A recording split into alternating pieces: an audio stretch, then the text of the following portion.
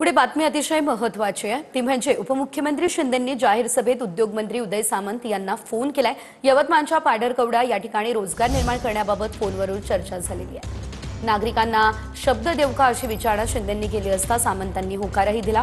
पांढरकवडा या ठिकाणी MIDC निर्माण करणार असल्याचं शिंदेंचं आश्वासन आहे। हॅलो उदय सामंत जी, मी इथं पांढरकवड्यात सभेत आलोय।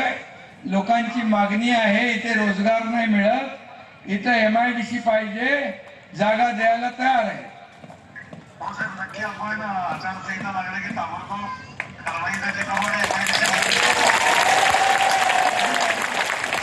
तर शब्द देऊ मी त्यांना। हाँ मग बघा नंतर आदेश गडबड करायचं नाही। हाँ ठीक है ओके थँक्यू। अरे जे होणार आहे ते करणार, जे नाही होणार ते नाही बोलणार।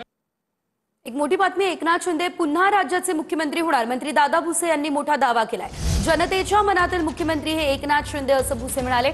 महाराष्ट्राने शिंदेंसारखा मुख्यमंत्री कधी पाहिला नाही असंही भुसेंनी म्हटलं। तुम्ही म्हटलं की यापूर्वी असा मुख्यमंत्री महाराष्ट्राने पाहिला नाही आणि भविष्यात पाहणार नाही, परंतु आजही जनतेला जर तुम्ही विचारलं की तुमच्या मनातला मुख्यमंत्री कोण, तर आजही जनता सांगेल की त्यांच्या मनातला मुख्यमंत्री माननीय एकनाथजी शिंदे साहेब आहेत। ठाणे महापालिका निवडणूक आयोगानं वेबसाईटवरून नवी मुंबईची यादी काढून टाकली आहे। मनसेचा ठाणे महापालिका निवडणूक आयोगाला हा दणका पाहायला मिळतोय। अविनाश जाधव यांनी मतदार यादीतील घोळ समोर आणलेला होता। तर आपण पाहतोय नवी मुंबईची यादी थेट काढण्यात आलेली आहे। ठाणे महापालिकेने आता वेबसाईटवरून ही यादी काढलेली आहे। अविनाश जाधव यांनी मतदार यादीतील घोळ हा समोर आणलेला। तर दुबार मतदार यादी ही समोर आल्यानंतर मनसेकडून आता तपासणी होतीये। वरळी मतदारसंघामध्ये मनसेच्या पदाधिकाऱ्यांकडून तपासणी मोहीम हाती घेण्यात आली आहे। घरोघरी जाऊन मनसेकडून यादी देखील आता पडताळली जाणार आहे। कल्याण शिररोड परिसरामध्ये सुटकेसमध्ये मृतदेह सापडल्याचं प्रकरण, तरुणीची हत्या करून मृतदेह सुटकेसमध्ये टाकला। तर तरुणी 4 महिन्यांची गर्भवती असल्याची माहिती आहे। तर आरोपीने तरुणीवरती लैंगिक अत्याचार केल्याचंही समोर आलं। CCTVच्या आधारे हत्येचा छडा लावला। तिकडे पुण्यात आता गुंड समीर शेखची पोलिसांनी थेट धिंड काढलेली आहे। गेल्या आठवड्यामध्ये गुंड समीर शेखने पोलिसांच्या सूचनांचं पालन न करता वाढदिवस साजरा केला होता। समीर शेख विरोधात येरवडा पोलीस स्टेशनमध्ये गुन्हा दाखल झालाय। पोलिसांनी अटक केल्यानंतर समीर शेखची धिंड काढण्यात आली आहे। पुण्यात कोयता गँगची पोलिसांनी धिंड काढलेली आहे। भर रस्त्यावरती पोलिसांनी बेडूक उड्या मारायला लावल्या। कोयता गँगने मध्यरात्री कोयत्याची दहशत दाखवत दरोडा घातलेला आणि त्यानंतर मात्र पोलिसांनी ही धिंड काढली।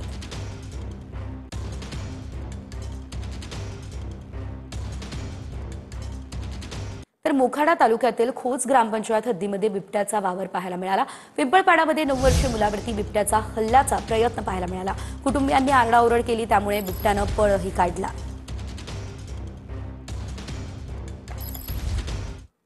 तिकडे साताऱ्यामध्ये शाहूनगर नागरी वस्तीमध्ये बिबट्याचं पिल्लू आढळलेलं आहे। बिबट्याचं पिल्लू मादी बिबट्याच्या स्वाधीन करण्याचे प्रयत्न सध्या सुरू आहेत।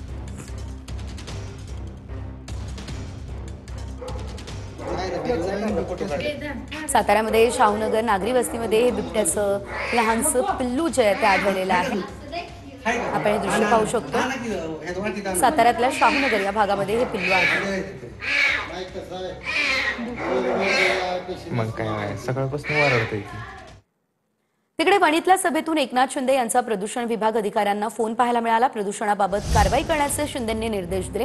24 तासांमध्ये कारवाई करण्याचं आश्वासन मात्र अधिकाऱ्यांनी या दरम्यान दिलं। हॅलो शिंदे सर, मी वणीमध्ये आहे। वणीत इथं प्रदूषण आहे, भरपूर प्रदूषण। तुझं इथं काम आहे तुझं। साहेब लगेच सांगतो मी। तिकडे कोलचे डेपो आहेत आणि रेल्वेचे साइडिंग जे आहेत ना, तिकडे कोल स्टोरेज करतात। तिकडे अधिकाऱ्यांना सांगतो, तिकडे आता लगेच व्हिजिट करतील। हा, कोळशाचा प्रॉब्लेम, कोळशाच्यामुळे हवाई दूषित झाले आणि पाणी दूषित झालंय। लोकांचा जीवन मरणाचा प्रश्न निर्माण झालाय। तात्काळ याच्यावर मला कारवाई झाली पाहिजे। साहेब 24 तासात आपण कारवाई करू। 24 तासात कारवाई करूया आपण। ठीक आहे। ठीक आहे ठीक आहे. संजय शिरसाट यांच्या बॅगमध्ये किती नोटा होत्या आणि कशासाठी हा सवाल अंबादास दानवेंनी केला. शिरसाटांनी अशोक चव्हाणांवर केलेल्या वक्तव्यावर दानवेंनी ही टीका केली. तर अंबादास दानवे यांना आता काही उद्योग नाही असं शिरसाट म्हणाले. शिरसाटांकडून अंबादास दानवे यांना हे प्रत्युत्तर देण्यात आलं. आता हे जे एका सरकारमध्ये त्यांनी हे बघावं आणि जे संजय शिरसाट बॅगांच्या नोटाच्या बॅगा घेऊन बसतात ते अशोक चव्हाणांना नोटा खातात की भाकरी खातात हा प्रश्न विचारणं हा सुद्धा एक अजब प्रश्न आहे.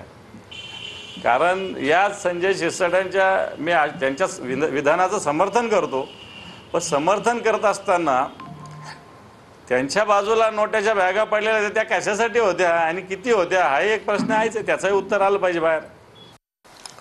हा किडा कुणाला ज्याला आहे ना त्याला आता दुसरं काही उद्योग उरलेला नाही त्या अंबादासला. ना घरका ना घाटका ही अशी अवस्था झालेले लोक हे असे भुंकत असतात. यांच्याकडे मी लक्ष